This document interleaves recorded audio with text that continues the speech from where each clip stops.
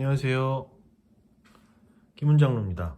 오늘 성도의 공동생활 두 번째 시간으로 계속해서 한번 읽어보도록 하겠습니다. 지난 시간에 제가 중요하게 와닿았다고 했던 부분은 이 부분이었어요. 그러니까 이 세상에서 다른 그리스도인들과 뜻을 함께하는 그리스도인들과 가시적인 성도의 교제를 누릴 수 있다는 것. 그러니까 한 교회의 이름으로 우리가 모일 수 있게 되었다는 것. 그런데 그 모인 것은 생각해보면 우리의 의지나 뜻보다는 주님의 섭리 가운데에서 우리가 모인 것이겠죠. 그렇게 모여서 교제를 할 수 있다는 것은 마지막에 일어날 일들에 대한 선치와도 같다. 나중에 천국에 갔을 때 우리가 영원토록 함께하게 될 충만함을 누리면서 영원히 함께하게 될 그 일을 미리 우리가 모여서 연습하고 훈련하고 그렇게 하는, 미리 경험해보는 그런 선치와도 같다라고 얘기하는 부분이었습니다. 그래서 이 부분을 거듭 읽을 때마다 지금 우리가 교회 안에서 주님께 예배드리고 지금 함께 물리적으로 모이지는 못하지만 우리가 그동안 계속해서 해왔던 모여서 함께 예배드리고 교제하고 나눌 수 있다는 것이 얼마나 나중에 천국에서 우리가 다시 모이게 될 때 그 영원히 하게 될 일들을 미리 경험하는 너무 귀한 자리라는 생각을 다시 한번 해보면 좋겠고, 그렇게 생각할 때 우리의 예배가 얼마나 귀하고 소중한 것인지 다시 생각해 볼 수 있을 것 같습니다.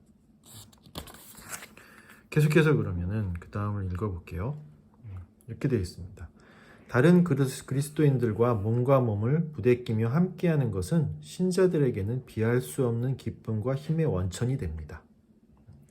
그래서 이어서 이렇게 보면 여기 이제 바울도 교회를 생각하면서 얼굴 보기를 심히 간구했다고 나와 있고, 사도 요한도 여기에 요한 2서에 이렇게 나와 있는 것처럼 내가 너희에게 쓸 것이 많으나 종이와 먹으로 쓰기를 원하지 아니하고 오히려 너희에게 가서 대면하여 말하려 하니 이는 우리 기쁨을 충만하게 하려 함이라. 그래서 사도들도 편지를 쓸 수 있고 여러 가지를 할 수 있지만 가서 얼굴 보고 대면하여 교제하기를 참으로 갈망하고 바랬다는 내용이 들어 있습니다. 그래서 이렇게 나와 있어요. 형제와 단 한 번의 만남이 이토록 큰 축복을 가져온다면 하나님의 뜻에 따라 다른 그리스도인들과 날마다 사귐을 누리며 사는 것이 허락된 자들에게는 도대체 얼마나 풍요로운 삶이 열려 있는 것일까요?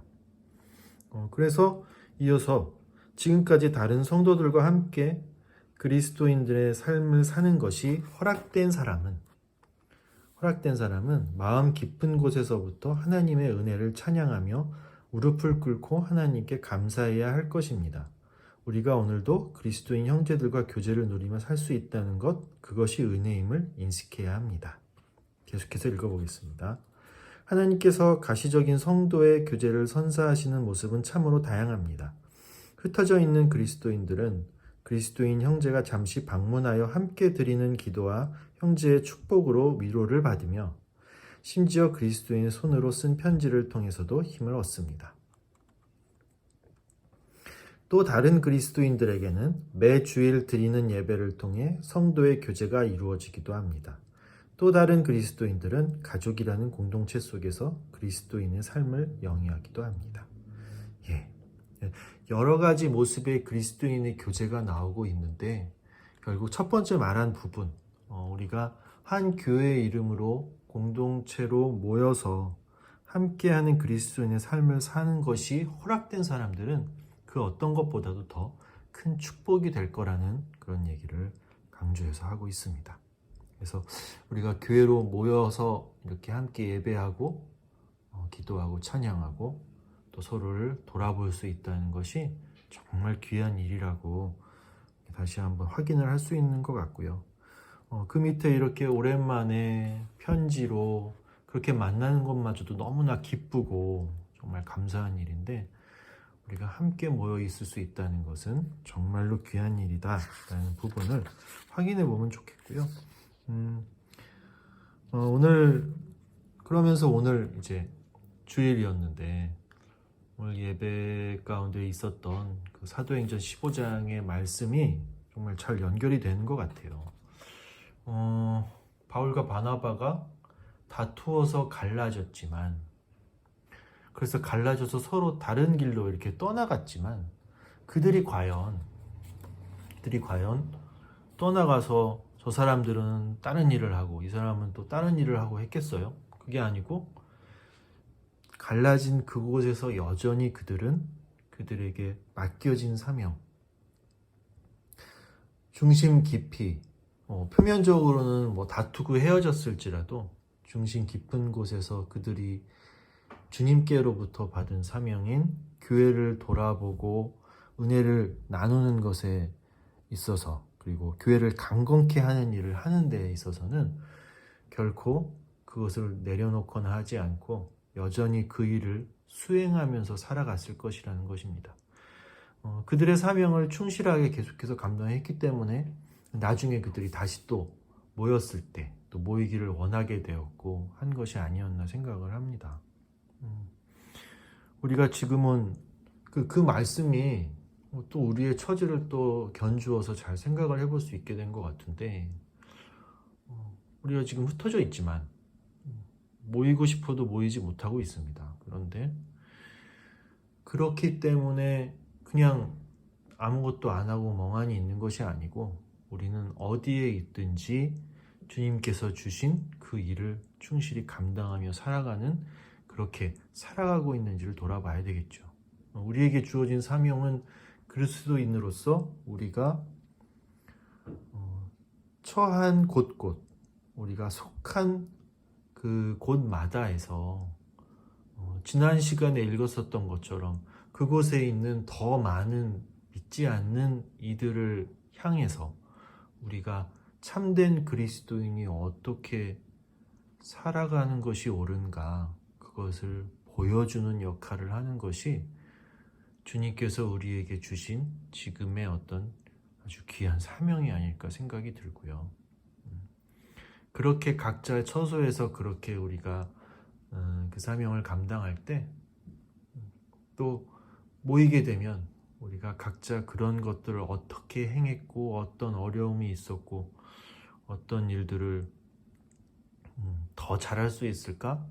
또 이 일들에 있어서는 어떤 마음의 아픔과 어려움이 있었는데 그것을 서로가 들으면서 위로해주고 격려해주고 하는 것이 지금 우리 교회 공동체 일이 아닌가 싶습니다.